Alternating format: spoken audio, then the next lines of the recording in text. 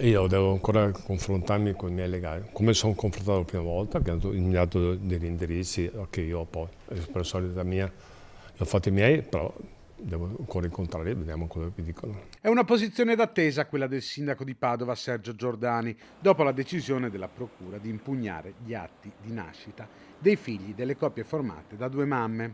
Io sono tranquillo, sereno, non ho nessun problema, nel senso, per carità, loro fanno il loro lavoro, io l'ho fatto, ho detto ancora in aprile, per mia coscienza, per cui non posso pensare di vedere bambine e bambini, da serie A a serie B, non esiste, per cui non tranquillo, sereno, non è battaglia contro nessuno, no. Io chiedo solo che il governo magari faccia chiarezza a questo punto, mi sembra doveroso. Sul fatto che sia necessario colmare il vuoto legislativo è d'accordo anche l'assessora ai servizi demografici di Padova, Francesca Benciolini. In questo momento noi dobbiamo aspettare che le cose prendano il loro corso, che il Tribunale si esprima e magari questo potrà diventare l'occasione per sollecitare ancora una volta il Parlamento a legiferare su questo tema, perché è un tema presente su cui gli enti locali riscontrano ogni giorno una quotidianità che va avanti, un tema di diritti dei bambini e delle bambine, quindi il nostro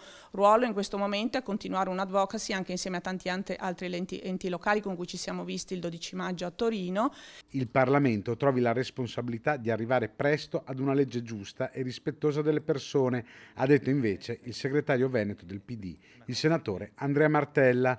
La destra la smetta con l'accanimento ideologico contro dei bambini e prenda atto che ciò esiste nella società. Le elezioni politiche scavalcano i confini regionali. Il ministro e leader leghista Matteo Salvini, invece, se la magistratura è intervenuta, avrà dei motivi per intervenire. Sostengo che l'amore è bello e libero, ma per quel che mi riguarda, i bambini vengono al mondo se ci sono una mamma e un papà. Le procure non intervengono perché questo o quel ministro o un politico dicono qualcosa. Anche il ministro ai rapporti con il Parlamento, Luca Ciriani, ha sottolineato come la procura abbia applicato la legge e che i sindaci non ne siano al di sopra.